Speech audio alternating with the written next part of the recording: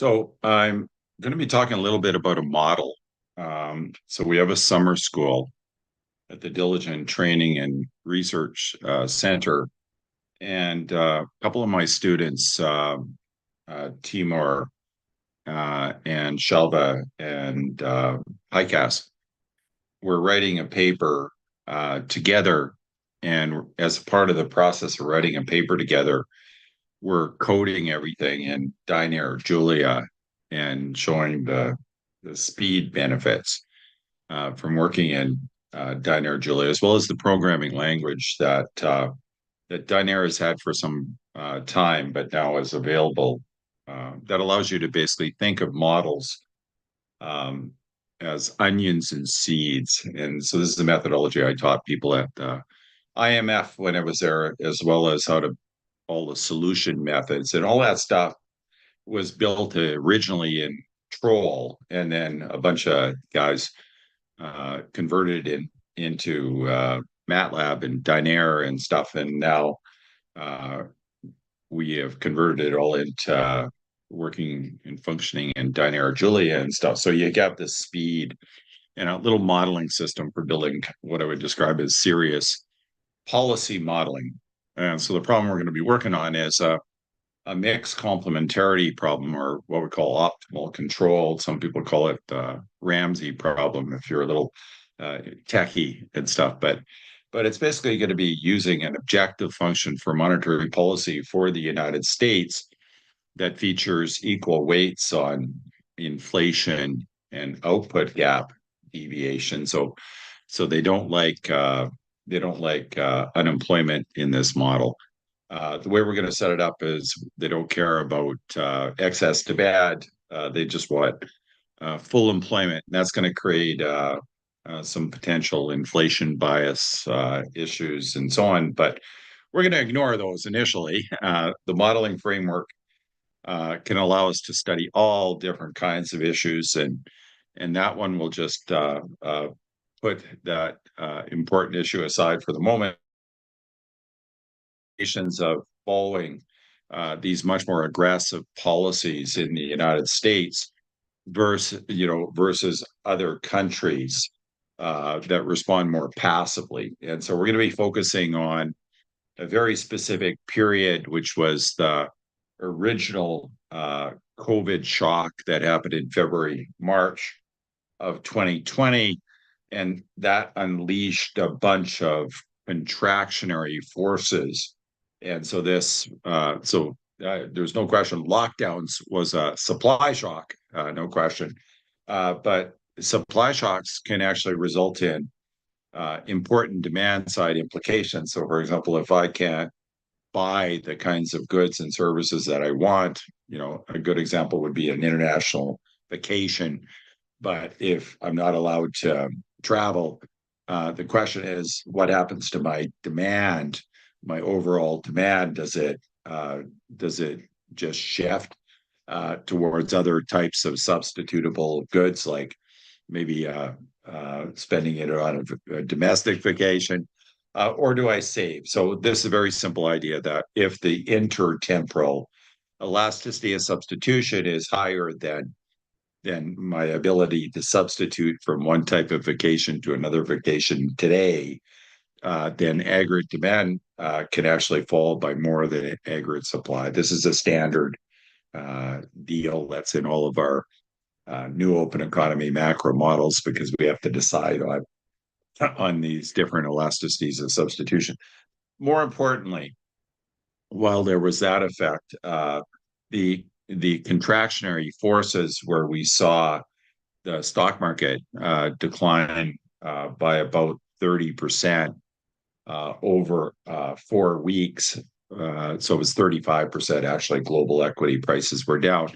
They were down 10%, and another 10, and then another 10, and finally another 5. So 35% contraction equity prices. That reflected, as Robert Barrow, I think, pointed out in a very, very nice paper a long time ago, where he studied the effects of rare and catastrophic events that result in humongous increases in uncertainty. So that was like the early days of COVID, where we didn't have the vaccine in sight. And what sparked was the head of the World Bank, uh, joint World Health China mission came back and basically gave a press conference to the world, explaining what measures China was taking to deal with COVID. And once everybody realized that it was going to be almost impossible for most democratic countries to take such extreme measures, and that lockdowns were going to be really costly and so on. So once people kind of came to that realization that it was threatening the healthcare sector and causing all kinds of chaos because of the nature of COVID, that it was kind of a how should I put this, gruesome, kind of deaths where you all of a sudden you'd be healthy and then you would be separated from your loved ones and sometimes suffered a very painful ending and so on. So there was no question. It was traumatic, disrupted all kinds of other healthcare services and so on until the world band together and came up with vaccines and effectively also now learning how to live with that, and so on. But anyway, so the contractionary forces resulted in a massive increase in uncertainty. This increased precautionary saving, and of course, in a world where there's going to be lockdowns, nobody's going to invest, and as a result, investment collapsed and aggregate demand collapsed and so on. Now, what fell by more, if one looks at markets generally, and I'm not talking about just commodity markets, but underlying markets for goods and services, it was pretty clear that underlying inflation was on the decline, that aggregate demand probably fell by more than aggregate supply. Now, this all changed because we started opening up, and in the case of the United States, there was massive expansionary fiscal and monetary policies, that was designed to prevent getting stuck in the low inflation trap that the UK, that the euro area had gotten stuck in, uh, basically right through the global financial crisis all the way up to COVID. In the last presentation yesterday, when I reported on this project, I went through the historical series of the exchange rate, the euro, interest rates, inflation expectations, to basically make the case that the real exchange rate depreciation of the U.S. dollar was clearly associated with these really expansionary policies, which we're going to think of as no-brainer kind of policies, that when demand is less than supply and inflation is below target, you want to fight, with macro policies as much as you can. Now, as Olivier Blanchard pointed out, with sensible measures of the output gap, the fiscal expansions that they ended up doing were way too much from a macroeconomic perspective, that they were clearly going to be inflationary. So that, combined with highly accommodative monetary policies in the Fed messing up, along with many other central banks, the whole transitory versus persistent story in 2021 and so on. So I'm going to be focusing on 2020. I'm going to write down a little model. And the difference between the model, so there's going to be a model of the United States, that's going to be US pi, and US pi 4 is going to be the year-on-year inflation rate. USY is going to be the US output gap.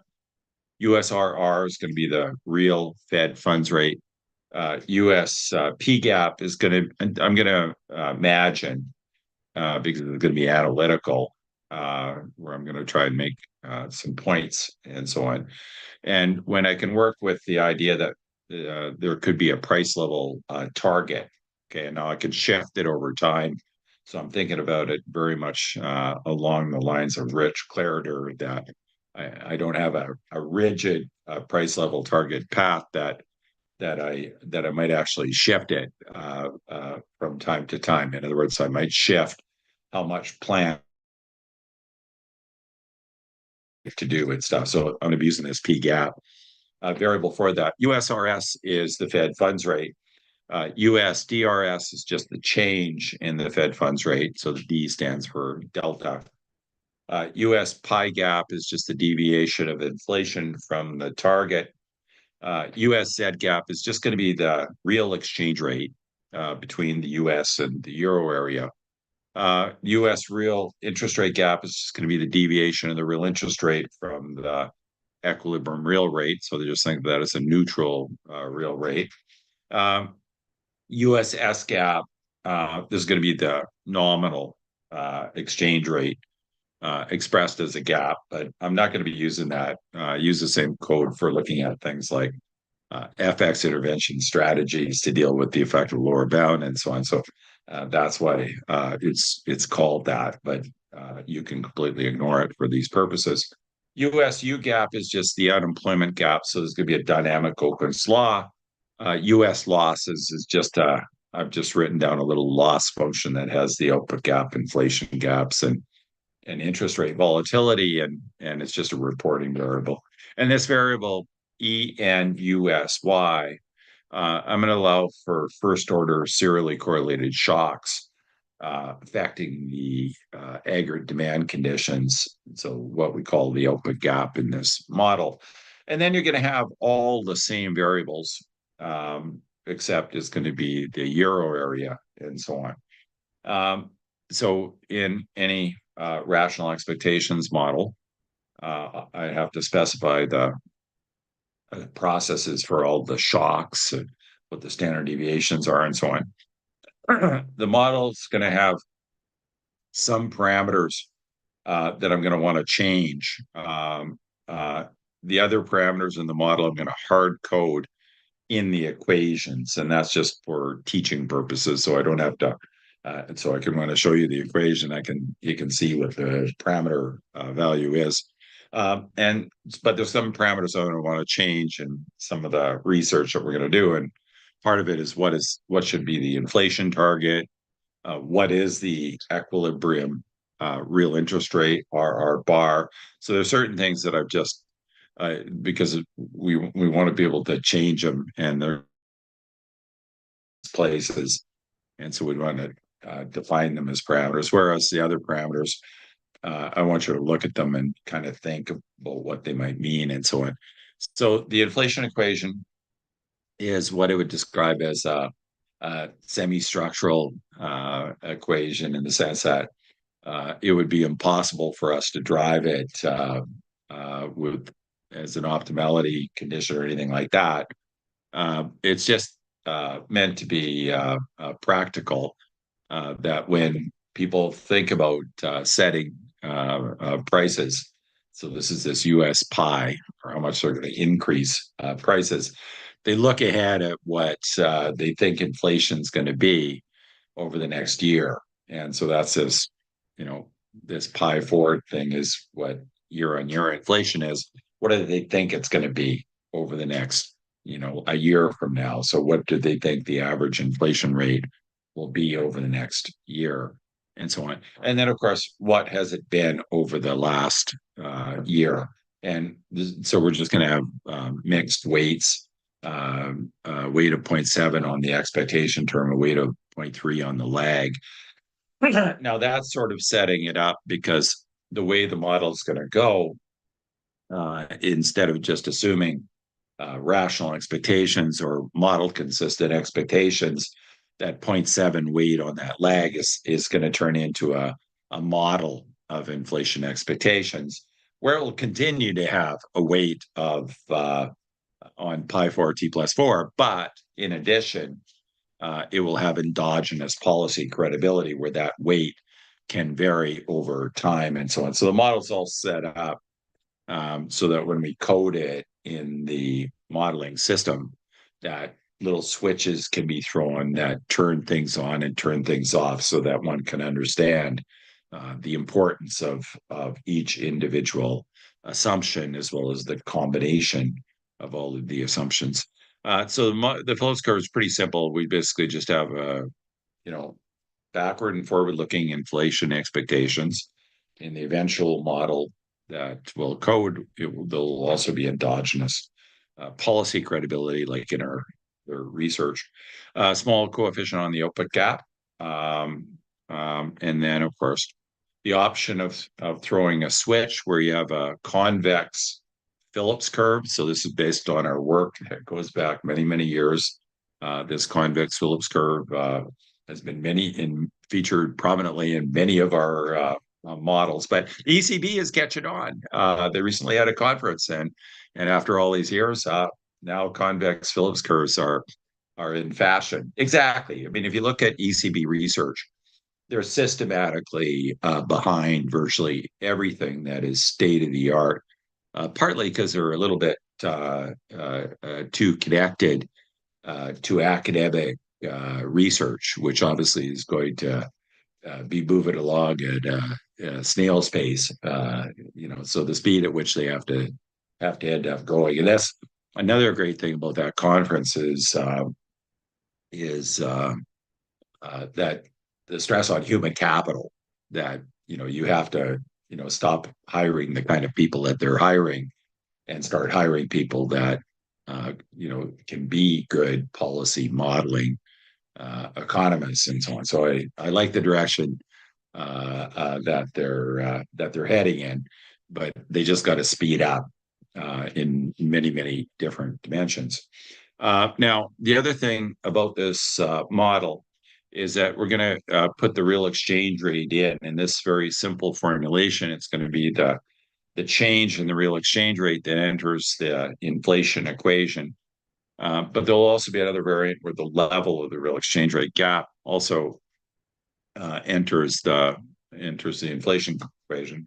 In one case, in the first case, we'll just think about it as they're basically just importing some close to final goods, and that's why it's the change of it is affecting the change in the aggregate bundle of goods, pi, and so on. While in another variant, you can think of the level of the real exchange rate entering just as why real marginal costs enter. And so we usually think of real marginal costs as being principally labor, but it can be also intermediate inputs that are imported from other countries and so on. So that would be the argument for why you would have the level of the real exchange rate gap in the inflation equation, and not just the change. But again, another variant will be coming. The real gap equation, relative to a DSG model, has a much smaller weight on the lead of the output gap. Okay, so we thought about this as, like in our JME paper where we did new open economy macro. I'm talking about work by Paulo Picenti and I in 2003 when we introduced these DSG models into policymaking institutions, not thinking that they would try to use them for production, I might add. At the same time, we were teaching semi-structural models. So the idea that these things got close to production and forecasting is truly bizarre, because one just needs to look at the restrictions of theory, and something like habit persistence. Even with maximum habit persistence, you still get a very large weight on the leads of consumption in the consumption equation, and that's what the basic problem is that the expectational channels in DSG models are too strong for some purposes. Okay, and I emphasize for some purposes. So we continue to use DSG models, and we'll continue to use them forever. But we'll use them appropriately and in appropriate audiences, rather than take them to an audience where people might think that you should take the answer from the model in some crazy mechanical way, which is part of another important problem that people in central banks are facing right now is that somehow people think that models and the econometrics is going to give them what the answer is, and that's not only irresponsible, but it's dangerous and so on to think about models that way. And then, so we have a much smaller weight on the lead in the open gap equation than on the lag, and that's just based on the idea that there's more rigidities in the real economy and so on. The real interest rate gap, and in this case, the real exchange rate gap. So these are things. This is that autocorrelated shock to the open gap equation that I was talking about earlier. And so that's it. Now, the euro equations we're going to assume are exactly the same. Okay, so right now we're just starting off with with a very basic calibration. There's going to be another version of this. So the project is really dividing into two branches here. Teamer is going to be working with me on developing the structure of the code for this simple little model. And then HiCAS is actually going to be working on what we call monthly projection model. So that's going to be like with real data, monthly data. And so that'll avoid a lot of the problems with using quarterly models when we're looking at questions that involve lots of evolving narratives and shocks, where it's much easier to think about the economy in real time. And so in practice, obviously we don't have real time data from most of the macro aggregates, and it'd be kind of expensive to do this kind of modeling in daily data or something. Where instead of stopping at quarterly, we've gone down to monthly. So we now think that we can support monthly projection models. We've successfully implemented a version for the United States where we use the unemployment rate as our key macro indicator. We think we can use that in the euro area as well. So that combined with two measures of inflation, the standard ones that the central banks target, as well as another one which is called sticky price inflation. And so we'll be able to investigate things like alternative views about what underlying inflation is in the U.S. economy right now, and should the Fed be in providing interest rate cuts in a world where the economy is still growing fairly strongly, and the neutral rate might be much higher than what they've currently planned for, and so on. So that could end up taking us into what we describe as our case A or case X worlds, where if you don't raise interest rates or you don't keep interest rates high, which is what the appropriate description would be now, that there's a risk that medium-term inflation expectations would ratchet up, and you might then have to put the economy through a much bigger recession and so on. So that's been the evidence to date. People are challenging that view, and that's okay, indicating that maybe the Fed has figured out some magic where they can get inflation to decline durably without a big recession. Some people think maybe without a recession at all, but without the kind of recession that we've seen has been necessary in the past to reduce underlying inflation. And I'm referring to now, what are rates of underlying inflation? Somewhere between 3 or 4% based on some measures, and somewhere between 4 and 5 based on measures of sticky price inflation. And so, but though even those numbers are starting to come down, even those numbers contain some noise. So it will take a few months to really decide whether or not the Fed has pulled this off, and so on. What we want to focus on today is to go back to an old literature on international policy coordination, and that literature, which used linear models, and they didn't allow for things like the possibility that economies could get stuck in low inflation traps, like the euro was stuck in, before COVID, and interest rates were already at the effective lower bound. The U.S. had escaped that trap. They were afraid of it, so they were much more aggressive escaping it. So that when we went into COVID, they had some interest rate space and so on. So that's going to be a little bit of part of the backdrop here. Okay, but well, the only thing I'm going to do is I'm just going to show you what the difference in the models are, because in this calibration there's only one difference, and that's in one case, in the case of the euro area, we're going to be looking at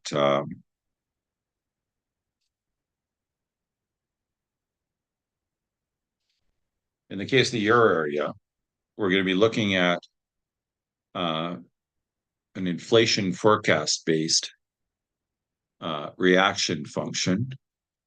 What the hell just going to happen?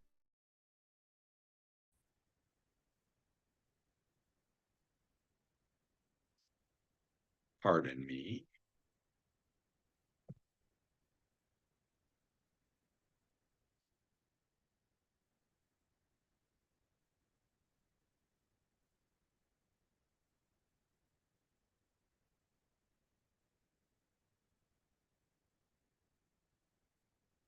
All of a sudden, it just thought that it was in Asian.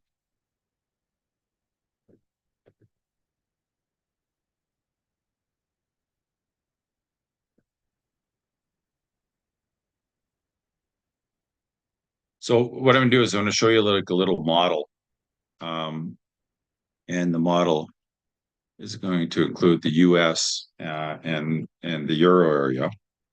And the only thing that's going to be different is going to be I'm going to have a reaction function for the euro area, what's called an inflation forecast based reaction function. This is what we created at the Bank of Canada, sort of at the same time as the Taylor rule, except we didn't go public with it.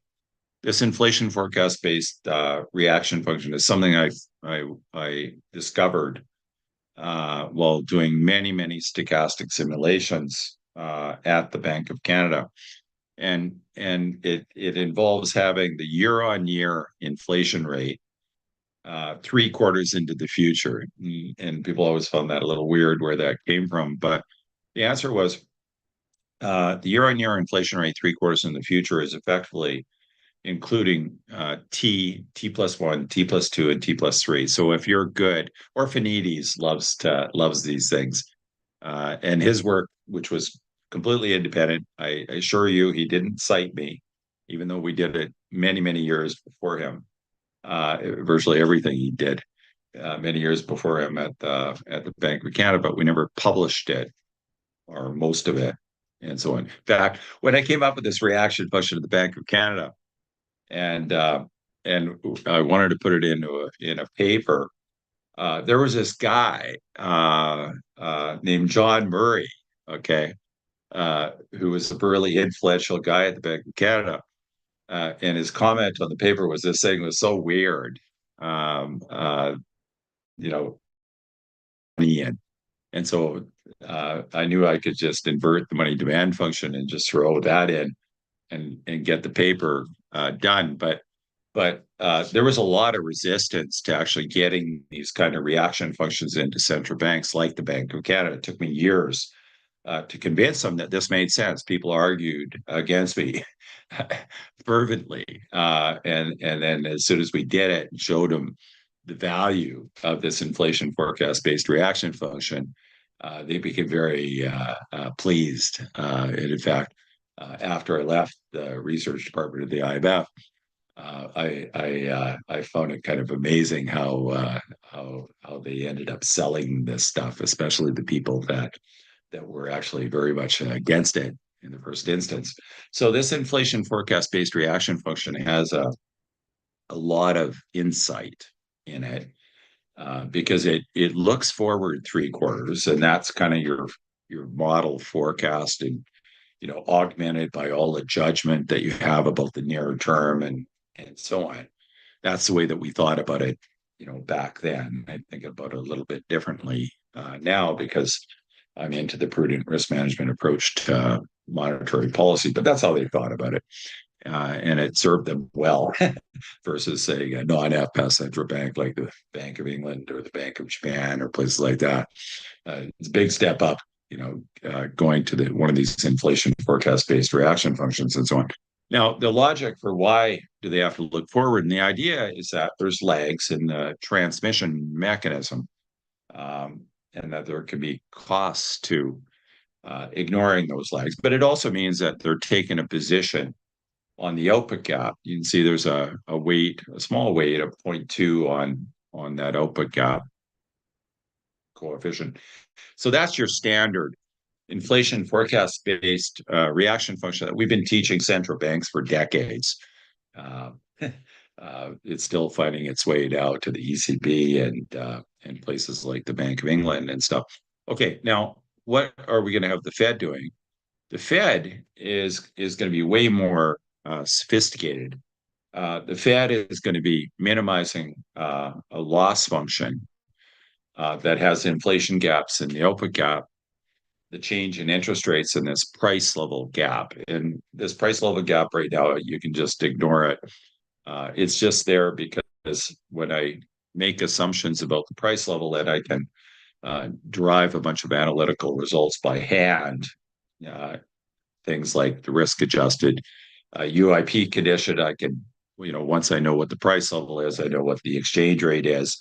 And so I can work through all that logic to explain what is going on. And then, of course, I can, once people understand that, then I can set a very small weight on it, effectively zero, so they can understand the basic logic of that extreme situation where you try to get the price level back to some target path and so on. And so it's just in Dynair, this is just set up as a Ramsey model, where the planner has to choose a discount rate, in this case of 0.95, and then to declare what instrument that they're going to use. So what are we going to do here? What we're going to do is we're going to do a shock. There's only going to be one shock. And the shock is going to be in period one. And I want you to think about this as the second quarter of 2020. Okay, so but realize the economy is going to be in a steady state. So everything's going to be in a steady state. So inflation's going to be at the target. Real interest rate's going to be at the equilibrium. The open cap's going to be zero. And so I'm just going to do this shock of minus 5%. Okay, which is approximately, the shock, you might argue, in terms of the open gap, you might argue is a little bit bigger, a little bit smaller.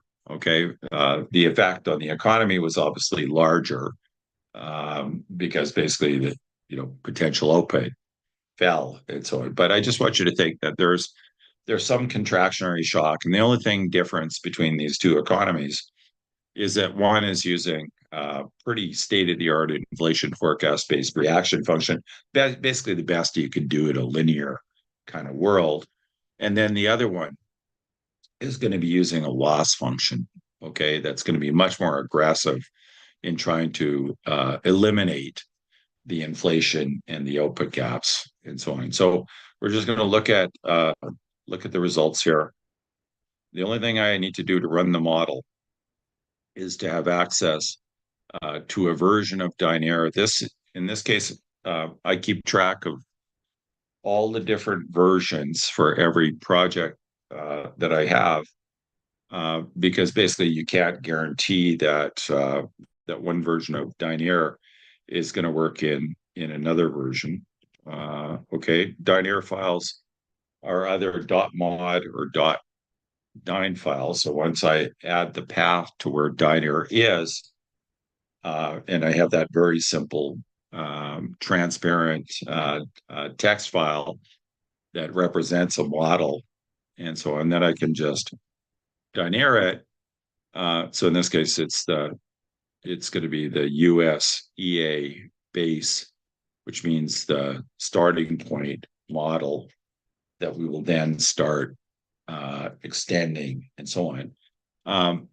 In Dynamo MATLAB, it's once you get used to Julia, it's just so slow to sit around and wait for these things to compute. But that's not because the algorithm's slow, but it's just because it's solving pretty complicated optimal control problems.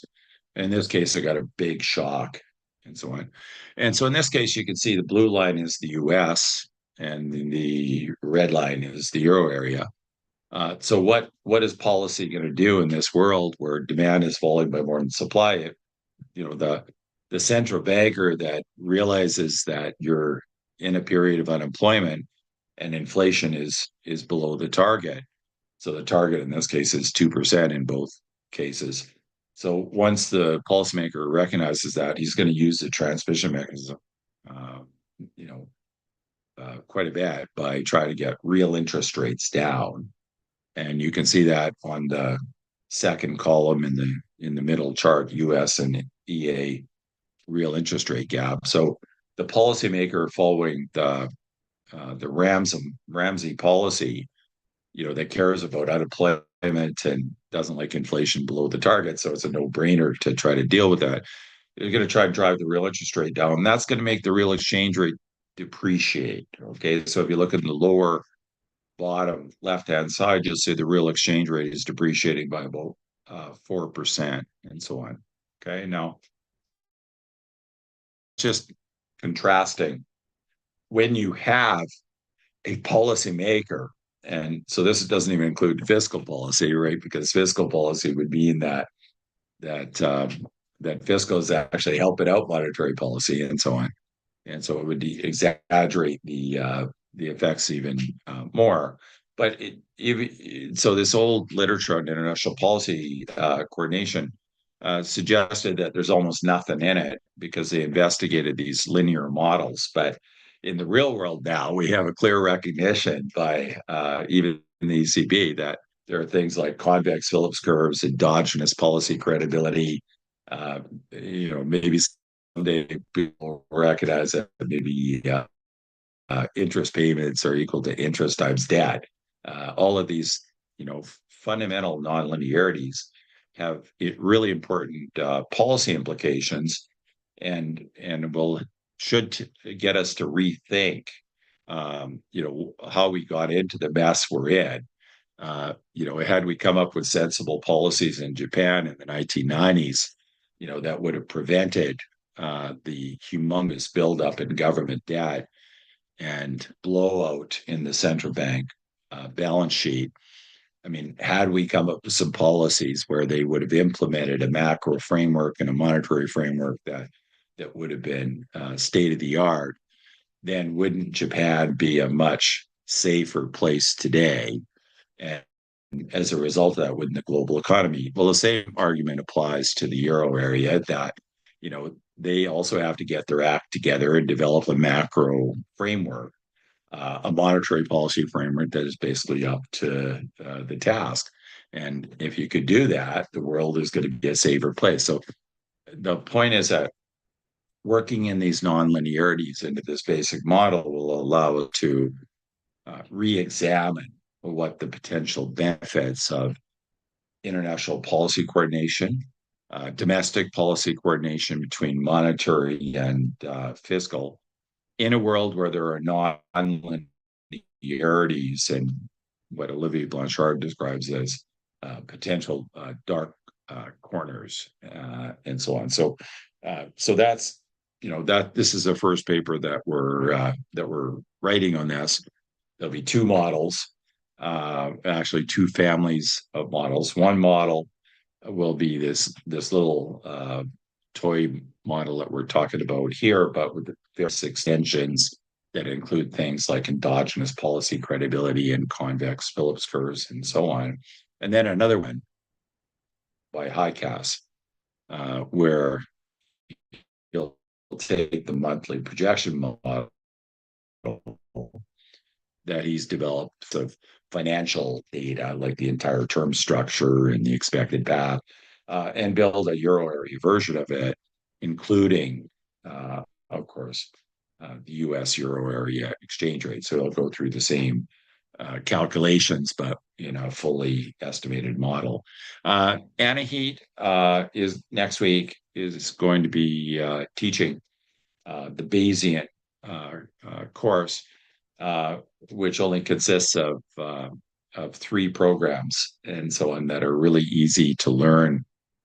Everything you need to know about Bayesian econometrics, and nothing else. There was none of the toys that people are messing around with in Bayesian econometrics, but the real fundamental stuff that will allow you to do something actual real, and so on. So there will be that next week, for those that want to play along. We're going to play along with that after hours, because during the day we have real work to do. And Timur, so we'll start with this model.